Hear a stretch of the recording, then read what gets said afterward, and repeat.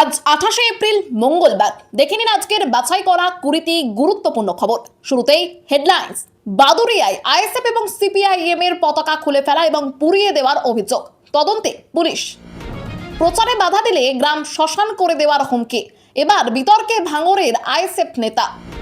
ফলতায় তৃণমূল প্রার্থীর বাড়িতে কেন্দ্রীয় বাহিনী, হুমকি দিয়ে ভোটার কার্ড কেড়ে নেওয়ার অভিযোগ। প্রচারের শেষ দিনে গঙ্গাসাগরে অমিত শাহ, দ্বিতীয় দফার আগে রাজনৈতিক বার্তা। ভবানীপুরের শেষবেলার প্রচারের চমক শুভেন্দুর, রাজ্যের বিরোধী দলনেতার সঙ্গে মিছিলে পা মেলালেন বিজেপির হেভি ওয়েটরাও। দ্বিতীয় দফার ভোটের আগে কড়া কমিশন, ভুয়ো ভোটে 1 বছরের জেলের হুঁশিয়ারি। এছাড়াও রয়েছে আরো বেশ কিছু খবর। বাংলা পলিটিক্সের সমস্ত খবর প্রতিদিন সকালে দেখতে সাবস্ক্রাইব করুন আমাদের বি পলিটিক্স চ্যানেলটি। আর একটা লাইক করার অনুরোধ রইল, আপনার একটা লাইক আমাদের কাজ করার উৎসাহ অনেকটাই বাড়িয়ে দেয়। এবার আসছে বিস্তারিত সংবাদে। বাদুড়িয়া বিধানসভার আটৌরিয়া এলাকায় আইএসএফ এবং সিপিআইএম এর পতাকা খুলে ফেলা এবং পুড়িয়ে দেওয়ার অভিযোগ উঠেছে তৃণমূল কর্মীদের বিরুদ্ধে। জানা গেছে, এই এলাকায় আইএসএফ এবং সিপিআইএম জোটের প্রার্থী কুতুবউদ্দিন ফতেহের সমর্থনে কর্মী সমর্থকরা বিভিন্ন জায়গায় দলীয় পতাকা লাগাচ্ছিলেন। অভিযোগ, সেই সময় তৃণমূলের কিছু কর্মী সমর্থক সেখানে এসে পতাকা খুলে মাটিতে ফেলে দেন এবং এলাকায় আইএসএফ এবং সিপিআইএম এর কোনো পতাকা লাগাতে দেওয়া হবে না বলেও হুঁশিয়ারি দেন। এই প্রসঙ্গে আইএসএফ এর প্রার্থী কুতুবউদ্দিন ফতেহি বলেন, তৃণমূল আইএসএফ ও সিপিএম কে ভয় পাচ্ছে বলেই দিনের আলো ও রাতের অন্ধকারে তাদের পোস্টার ব্যানার খুলে ফেলা, ছিঁড়ে ফেলা এবং পুকুরে ফেলে দেওয়ার মতো ঘটনা ঘটছে। এমনকি পতাকা জড়ো করে আগুন ধরিয়ে দেওয়ার অভিযোগও তিনি তোলেন। তার দাবি, এগুলো অসাংবিধানিক কাজ এবং বিষয়টি প্রশাসনকে জানানো হয়েছে। প্রশাসন ব্যবস্থা না নিলে কিভাবে ব্যবস্থা করাতে হয় তা তাদের জানা আছে বলেও তিনি মন্তব্য করেন। অন্যদিকে এই সমস্ত অভিযোগ সম্পূর্ণ অস্বীকার করেছে তৃণমূল নেতৃত্ব। তৃণমূল নেতা আশিক বিল্লাহ বলেন, এই ধরনের কাজ তৃণমূল করে না এবং করার কোনো প্রয়োজনও নেই। তার দাবি, আগামী 4 তারিখে বাদুড়িয়া কেন্দ্র থেকে তৃণমূল 1 লক্ষেরও বেশি ভোটে জিতবে। পাশাপাশি তিনি আইএসএফ ও সিপিআইএম এর কর্মী সমর্থকদের সেই দিন তৃণমূলের সঙ্গে এসে আনন্দে অংশ নেওয়ার আমন্ত্রণ জানান এবং বলেন, তৃণমূল এই ধরনের রাজনীতিতে বিশ্বাস করে না। প্রচারে বাধা দিলে গ্রাম শ্মশান করে দেওয়া হবে বলে হুমকি, এবার বিতর্কে ভাঙড়ের আইএসএফ নেতা। ভোটের আগে প্রচারে গিয়ে ফের উত্তেজনা ছড়ালো ভাঙড়ে। আইএসএফ এর নেতা তথা পঞ্চায়েত সমিতির সদস্য ওহিদুল ইসলামের এক মন্তব্যকে কেন্দ্র করে নতুন করে বিতর্ক তৈরি হয়েছে। অভিযোগ, প্রচারে বাধা দেওয়া হলে গোটা গ্রাম শ্মশান করে দেওয়ার হুমকি দিয়েছেন তিনি। ইতিমধ্যেই সেই ঘটনার ভিডিও সোশ্যাল মিডিয়ায় ছড়িয়ে পড়েছে এবং বিষয়টি সামনে আসতেই তদন্ত শুরু করেছে বিজয়গঞ্জ থানার পুলিশ। অভিযোগ অনুযায়ী ওহিদুল ইসলাম চিলেতলা গ্রামে গিয়ে গ্রামবাসীদের উদ্দেশ্যে এই হুমকি দেন। প্রত্যক্ষদর্শীদের দাবি, পুলিশের উপস্থিতিতেই তিনি স্পষ্ট ভাষায় বলেন, ভোটের প্রচার বা পতাকা টাঙাতে বাধা দেওয়া হলে কড়া ফল ভুগতে হবে। এই মন্তব্যের পর থেকে এলাকায় আতঙ্কের পরিবেশ তৈরি হয়েছে। স্থানীয় বাসিন্দারা নিজেদের নিরাপত্তা নিয়ে উদ্বেগ প্রকাশ করেছেন। ভাইরাল হওয়া ভিডিওতে দেখা যাচ্ছে অভিযুক্তের সঙ্গে পুলিশের তর্কাতর্কিও চলছে। ঘটনাটি সামনে আসার পর তৃণমূল কংগ্রেস কড়া প্রতিক্রিয়া জানিয়েছে। ভাঙড়ের তৃণমূল প্রার্থী শওকত মোল্লা জানিয়েছেন, বিষয়টি নির্বাচন কমিশনের নজরে আনা হবে এবং পুলিশ ইতিমধ্যেই তদন্ত শুরু করেছে। ফলতায় তৃণমূল প্রার্থীর বাড়িতে কেন্দ্রীয় বাহিনী, হুমকি দিয়ে ভোটার কার্ড কেড়ে নেওয়ার অভিযোগ। ভোটের আগে ফলতায় তৃণমূল প্রার্থী জাহাঙ্গীর খানের বাড়িতে পৌঁছয় পুলিশ ও কেন্দ্রীয় বাহিনী। অভিযোগ, ভোটারদের ভয় দেখিয়ে ভোটার কার্ড কেড়ে নেওয়া হয়েছে। এই অভিযোগের ভিত্তিতেই সোমবার সকালে সিআরপিএফ এর সঙ্গে নিয়ে জাহাঙ্গীরের বাড়িতে যান আইএসএফ এর অজয় পাল শর্মা। সকাল থেকে তার বাড়িতে তল্লাশি এবং পর্যবেক্ষণ চলে। নির্বাচন কমিশনের দাবি, বাড়িতে খোঁজ মেলেনি তৃণমূল প্রার্থীর। সূত্রের খবর, সকাল 10টা থেকে সেখানে রেড শুরু হয়। জাহাঙ্গীর খান সম্ভবত বেপাত্তা। তার বিরুদ্ধে অভিযোগ, ভোটারদের হুমকি দিয়ে ভোট দিতে বাধা দেওয়া হয়েছে এবং ভয় দেখিয়ে ভোটার কার্ড কেড়ে নেওয়া হয়েছে। অন্যদিকে তৃণমূলের তরফে পাল্টা অভিযোগ করা হয়েছে যে জাহাঙ্গীরের বাড়িতে গিয়ে অত্যাচার করা হয়েছে এবং প্রয়োজনে আদালতে যাওয়ার হুঁশিয়ারিও দেওয়া হয়েছে। দ্বিতীয় দফার ভোটের আগে কমিশন 95 জন পুলিশ পর্যবেক্ষক নিয়োগ করেছে। এই ঘটনার জেরে এলাকায় চাঞ্চল্য ছড়িয়েছে। প্রচারের শেষ দিনে গঙ্গাসাগরে অমিত শাহ, দ্বিতীয় দফার আগে রাজনৈতিক বার্তা। দ্বিতীয় দফার বিধানসভা নির্বাচনের আগে সোমবার শেষ হলো হাই ভোল্টেজ প্রচার। শেষ লগ্নে গঙ্গাসাগরে পৌঁছে কপিল মুনির আশ্রমে পুজো দেন কেন্দ্রীয় স্বরাষ্ট্রমন্ত্রী অমিত শাহ। মা গঙ্গার কাছে দেশবাসীর সুখ সমৃদ্ধি এবং কল্যাণ কামনা করে তিনি নিজের এক্স হ্যান্ডেলে একটি ভিডিও পোস্ট করেন। রাজনৈতিক মহলের মতে প্রচারের শেষ দিনে এই সফর অত্যন্ত তাৎপর্যপূর্ণ। অনেকেই মনে করছেন হিন্দুত্বের তাস ও ধর্মীয় আবেগকে গুরুত্ব দিতেই গঙ্গাসাগরকে বেছে নিয়েছেন তিনি। ভিডিওতে তাকে তিলক কেটে আরতি করতে দেখা যায়। আগামী 29শে এপ্রিল দ্বিতীয় দফার 142টি আসনে ভোট গ্রহণ হবে। প্রথম দফায় 93% বেশি ভোট পড়ায় বিজেপি আত্মবিশ্বাসী। অমিত শাহ দাবি করছেন, প্রথম দফাতে 110টি আসনে এগিয়ে রয়েছে বিজেপি। অন্যদিকে তৃণমূল জোর কদমে প্রচার চালিয়েছে। মমতা বন্দ্যোপাধ্যায়, অভিষেক বন্দ্যোপাধ্যায় প্রচারে সক্রিয় ছিলেন। এখন দেখার প্রচারের শেষ দিনে শাহের এই পদক্ষেপে ভোটে কতটা প্রভাব ফেলে। আরামবাগে মিতালি বাগের ওপর হামলা, বিজেপিকে কড়া হুঁশিয়ারি অভিষেকের। শেষ লগ্নের প্রচারে বিজেপিকে কড়া ভাষায় আক্রমণ করেন তৃণমূলের সর্বভারতীয় সাধারণ সম্পাদক অভিষেক বন্দ্যোপাধ্যায়। আরামবাগে তার সভায় যাওয়ার পথে আক্রমণের শিকার হন সাংসদ মিতালি বাগ। সভা থেকে ওই হামলার প্রতিবাদ জানান অভিষেক এবং পরে আহত মিতালিকে দেখতে হাসপাতালে যান। অভিষেক বলেন, আরামবাগের স্টিয়ারিং আমার হাতে থাকবে, 4 তারিখ এখানেও ডিজে বাজবে। খেলা ওরা শুরু করেছে মিতালির ওপর আক্রমণ করে, শেষ করব আমি। হামলাকারীদের শনাক্ত করতে সিসিটিভি ফুটেজ খতিয়ে দেখা হবে বলেও তিনি জানান। তিনি আরও অভিযোগ করেন, একজন তফসিলি জাতিভুক্ত মহিলা নেত্রীর ওপর হামলা হয়েছে এবং 4 মের পর পরিস্থিতি তিনি নিজে দেখবেন বলে হুঁশিয়ারি দেন। প্রসঙ্গত, হুগলির গোঘাটে মিতালি বাগের গাড়ি ভাঙচুর করা হয়েছে বলে অভিযোগ। শুভেন্দুর প্রার্থীপদ খারিজের আর্জি খারিজ করলো হাইকোর্ট। আইনি যুক্তির অভাবে ধাক্কা মামলাকারীর। বিরোধী দলনেতা শুভেন্দু অধিকারীর প্রার্থীপদ খারিজের দাবিতে দায়ের করা জনস্বার্থ মামলা খারিজ করে দেয় কলকাতা হাইকোর্ট। প্রধান বিচারপতি সুজয় পাল এবং বিচারপতি পার্থসারথী সেনের ডিভিশন বেঞ্চ জানায়, সংবিধানের নির্দিষ্ট ধারায় উল্লেখ না থাকার কারণে মামলাটি গ্রহণযোগ্য নয়। মামলাকারীর অভিযোগ ছিল, 3রা এপ্রিল ভবানীপুর এবং মেদিনীপুরের সভায় শুভেন্দু অধিকারী উস্কানিমূলক মন্তব্য করেন, যা নির্বাচনী আচরণ বিধির পরিপন্থী। তার বিরুদ্ধে ধর্মনিরপেক্ষতা, নিপাত যাক এবং আমি হিন্দুদের এমএলএ এই ধরনের মন্তব্যের অভিযোগ তুলে প্রার্থীপদ বাতিলের আর্জি জানানো হয়। শুনানিতে আদালত জানতে চায় কোন সাংবিধানিক ধারার ভিত্তিতে আবেদন করা হয়েছে, কিন্তু মামলাকারীর আইনজীবীরা সন্তোষজনক উত্তর দিতে পারেননি। ফলে আইনি ভিত্তি স্পষ্ট না হওয়ায় মামলা খারিজ হয়। দ্বিতীয় দফার ভোটের আগে কড়া কমিশন, ভুয়ো ভোটে 1 বছরের জেলের হুঁশিয়ারি। দ্বিতীয় দফার ভোটের আগে আরো কড়া অবস্থান নিচ্ছে নির্বাচন কমিশন। অতীতে ভোট সন্ত্রাসের অভিজ্ঞতা থেকে শিক্ষা নিয়ে সন্ত্রাস প্রবণ এলাকাগুলিতে চিহ্নিত করে রেড জোন তৈরি করা হয়েছে। পাশাপাশি ভুয়ো ভোট রুখতে জারি করা হয়েছে কড়া সতর্কতা। কমিশনের নির্দেশ অনুযায়ী 29 এপ্রিল ভোটের দিন কেউ ভুয়ো ভোট দিতে গিয়ে ধরা পড়লে তাদের 1 বছরের জেল কাটতে হবে। ছাপ্পা ভোট ও রিগিং আটকাতে এই পদক্ষেপ এবং ক্যামেরায় সব নজরদারি থাকবে। আইন শৃঙ্খলা রক্ষায় গাফলতি বরদাস্ত করা হবে না বলেও পুলিশ প্রশাসনকে সতর্ক করেছে কমিশন। দ্বিতীয় দফার ভোটে ভাঙড়, ব্যারাকপুর, খানাকুল, কাকদ্বীপ, আরামবাগের মতো এলাকা রেড জোনে রাখা হয়েছে এবং ড্রোনে নজরদারি চলবে। এছাড়াও নতুন নিয়ম অনুযায়ী ভোটের 48 ঘন্টা আগে থেকে বাইক র্যালি বা শোভাযাত্রা নিষিদ্ধ। 28 এপ্রিল সন্ধ্যা 6টার পর একটি বাইকে 1 জনের বেশি চড়া যাবে না। 29 এপ্রিল পূর্ব বর্ধমান, নদিয়া, হুগলি, হাওড়া, দক্ষিণ ও উত্তর 24 পরগনা এবং কলকাতায় ভোট গ্রহণ হবে। 5 তারিখের পর থানা তুলে দেব, মিছিলে পুলিশের উদ্দেশ্যে হুঁশিয়ারি মদন মিত্রের। বিতর্ক তুঙ্গে। 2026 বিধানসভা নির্বাচনের আবহে কামারহাটি তৃণমূল বিধায়ক মদন মিত্র মিছিল করতে গিয়ে পুলিশের বিরুদ্ধে ক্ষোভ উগরে দেন।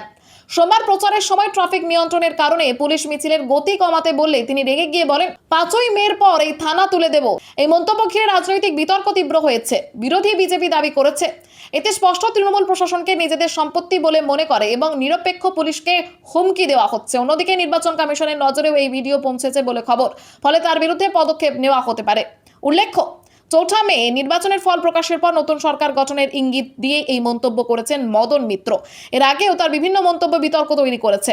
তবে এবার সরাসরি থানা তুলে দেওয়ার হুঁশিয়ারিতে কামারহাটি এলাকায় চাঞ্চল্য ছড়িয়েছে। ভোটের আগে এই ঘটনায় মন্তব্য নির্বাচনী পরিবেশকে আরও উত্তপ্ত করে তুলেছে।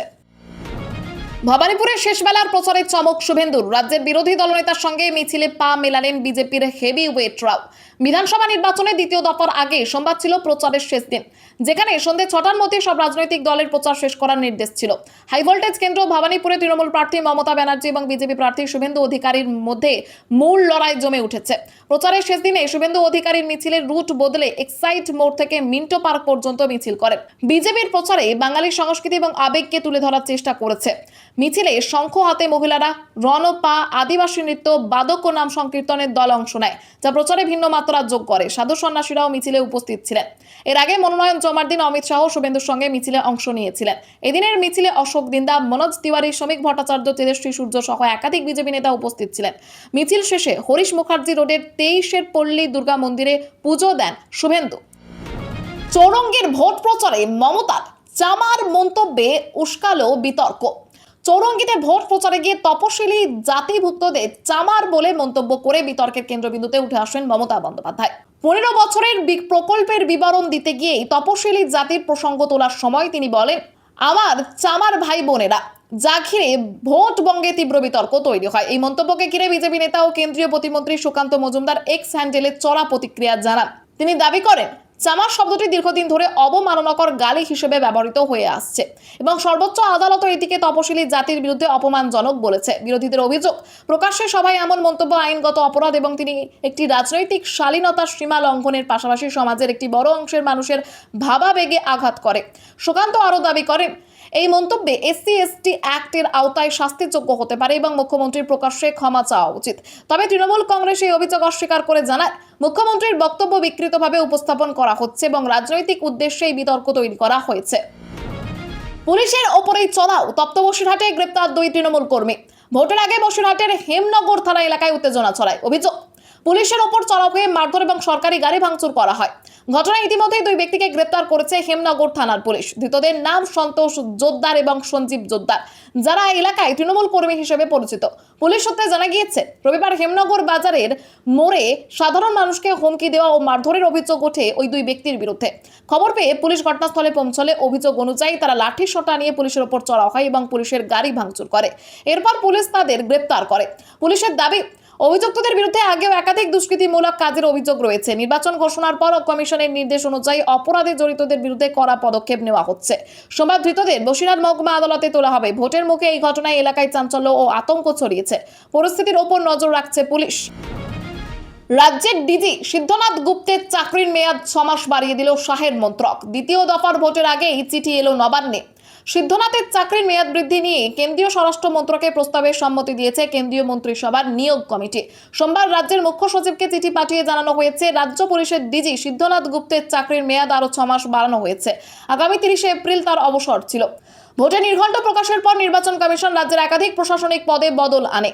ডিজিপি পদ থেকে পীযূষ পান্ডেকে সরিয়ে সিদ্ধনাথকে দায়িত্ব দেওয়া হয়। পাশাপাশি কলকাতা পুলিশের কমিশনার, ADG এবং ডিজি পদেও বদল হয়। সিদ্ধনাথ 1992 ব্যাচের IPS। কেন্দ্রীয় মন্ত্রিসভার নিয়োগ কমিটি জানিয়েছে, জনস্বার্থে 1958 সালের অল ইন্ডিয়া সার্ভিস আইনের আওতায় এই সিদ্ধান্ত নেওয়া হয়েছে। এর আগে মুখ্য সচিব নন্দিনী চক্রবর্তী এবং স্বরাষ্ট্র সচিব জগদীশ প্রসাদ মিনাকেও বদলি করা হয়েছিল। নির্বাচন কমিশনের দাবি, অবাধ ও সুষ্ঠু নির্বাচন নিশ্চিত করতেই এই রদবদল। প্রথম দফার ভোটে 93% ভোট পড়েছে এবং তার মোটের ওপর শান্তিপূর্ণ ছিল। দ্বিতীয় দফার ভোটের আগে এই সিদ্ধান্ত গুরুত্বপূর্ণ বলেই মনে করা হচ্ছে। এই যেন আমার এক তীর্থযাত্রা। পশ্চিমবঙ্গে ভোট প্রচার শেষে মোদির অডিও বার্তায় এবার পরিবর্তন করেই ছাড়তে হবে। দ্বিতীয় দফার ভোটের আগে এক অডিও বার্তায় পশ্চিমবঙ্গবাসীর উদ্দেশ্যে বক্তব্য রাখলেন প্রধানমন্ত্রী নরেন্দ্র মোদী। তিনি বলেন, গণতন্ত্রের মন্দিরে বিজয় পতাকা ওড়ানো এক অসাধারণ সুযোগ এসেছে এবং 29 এপ্রিল রেকর্ড সংখ্যক ভোটদানের আহ্বান জানান। প্রচারের শেষ পর্বে তিনি আশা প্রকাশ করেন, 4 মার্চ গণনার পর আবার রাজ্যে এসে প্রথম বিজেপি সরকারের শপথ কর্মসূচি অংশ নেবেন।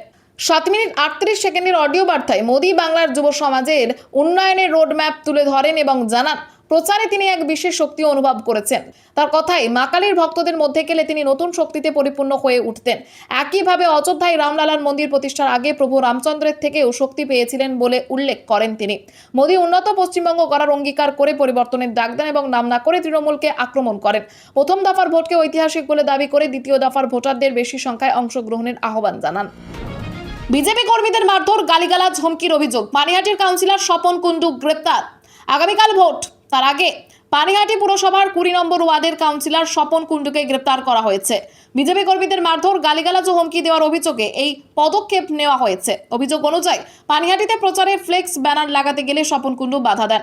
বিজেপির দাবি, তিনি ভোটের ফলাফলের পর বাড়িঘর জ্বালিয়ে দেওয়ার হুমকিও দেন এবং কর্মী সমর্থকদের মারধর করা হয়। এই ঘটনায় বিজেপির পক্ষ থেকে ঘোলা থানা ও নির্বাচন কমিশনের কাছে অভিযোগ জানানো হয়। সেই অভিযোগের ভিত্তিতে স্বপন কুণ্ডুকে গ্রেপ্তার করা হয়েছে। ভোটের আগে এই ঘটনায় এলাকায় চাঞ্চল্য ছড়িয়েছে। দ্বিতীয় দফার ভোটের আগে গোঘাটে তৃণমূল ও বিজেপির সংঘর্ষে উত্তেজনা ছড়ায়। পরিস্থিতি নিয়ন্ত্রণে আনতে পুলিশকে লাঠি পেটা করতে হয় এবং ঘটনায় বেশ কয়েকজনকে আটক করা হয়েছে। বিজেপির অভিযোগ, তাদের প্রচার মিছিলে তৃণমূল হামলা চালিয়ে কর্মীদের বেধড়ক মারধর করেছে। পাল্টা তৃণমূলের দাবি, বিজেপির মিছিল থেকে কটূক্তি এবং গালিগালাজ করা হয় এবং প্রচারের গাড়িতে লাঠি রড সহ অস্ত্র আনা হয়েছিল। বিজেপি প্রার্থী প্রশান্ত দিগারের অভিযোগ, পরিকল্পিতভাবে আগে থেকে এবং অস্ত্র মজুদ রেখে অতর্কিতে হামলা চালানো হয়। হামলায় 30 থেকে 40 জন মহিলা এবং 70 থেকে 80 জন পুরুষ অংশ নেয় এবং 15 থেকে 20টি বাইক ভাঙচুর করা হয়। আক্রান্তদের দাবি, প্রচারের গাড়িতে অস্ত্র এনে হামলা করা হয়েছে। এদিনে এই ঘটনার জেরে বিজেপি নির্বাচন কমিশনে অভিযোগ জানাবে এবং গোঘাট থানার ওসিকে অপসারণের দাবি তুলেছে। সংঘর্ষের পর এলাকায় এখনো থমথমে পরিস্থিতি বিরাজ করছে। ভোটের আগে জেলায় জেলায় অশান্তির ঘটনায় নজর রাখছে নির্বাচন কমিশন। ফলতায় তৃণমূল কর্মীদের বাড়িতে কেন্দ্রীয় বাহিনী নিয়ে পুলিশ পর্যবেক্ষক, তল্লাশির নামে মহিলাদের সঙ্গে অভব্যতার অভিযোগ। দ্বিতীয় দফার ভোটের আগে দক্ষিণ 24 পরগনার ফলতায় তল্লাশি অভিযান ঘিরে নতুন বিতর্ক তৈরি হয়েছে। তৃণমূলের অভিযোগ, মাঝরাতে পুলিশ পর্যবেক্ষক ও কেন্দ্রীয় বাহিনী বাড়ি বাড়ি তল্লাশির নামে মহিলা সদস্যদের সঙ্গে অশালীন আচরণ করেছে। শাসক দল এই ঘটনাকে অসাংবিধানিক বলে দাবি করে আদালতে যাওয়ার হুঁশিয়ারি দিয়েছে এবং অভিযুক্তদের বিরুদ্ধে আইনি পদক্ষেপের কথাও জানিয়েছে। ফলতা বিধানসভা তৃণমূল প্রার্থী জাহাঙ্গীর খানও কেন্দ্রীয় বাহিনীর বিরুদ্ধে এফআইআর করার ইঙ্গিত দিয়েছে। অন্যদিকে বিজেপি এই অভিযোগ উড়িয়ে দিয়ে দাবি করেছে, নির্বাচন কমিশন শান্তিপূর্ণ ও অবাধ ভোট করাতে বদ্ধপরিকর। প্রথম দফা শান্তিপূর্ণ ভোটেই শাসক দল ভীত হয়ে অশান্তির উস্কানি দিচ্ছে বলে অভিযোগ তাদের। এদিকে দ্বিতীয় দফার আগে বিভিন্ন জেলায় বিক্ষিপ্ত অশান্তির খবর সামনে এসেছে। কোথাও হামলা, মারধর, বাজির অভিযোগ উঠেছে। ভাঙড়ে তৃণমূল প্রার্থী শওকত মোল্লার ওপর হামলার অভিযোগে আইএসএফ এর বিরুদ্ধে বিক্ষোভ দেখানো হয়েছে, যদিও আইএসএফ তার অস্বীকার করেছে। এছাড়া গোঘাট, সমুদ্রগড়, আরামবাগেও সংঘর্ষ ও ভাঙচুরের ঘটনা ঘটেছে। জখম হয়েছেন একাধিক ব্যক্তি। খবর আজকের মতো এখানেই শেষ। আবার আসছি আগামীকাল সকালে।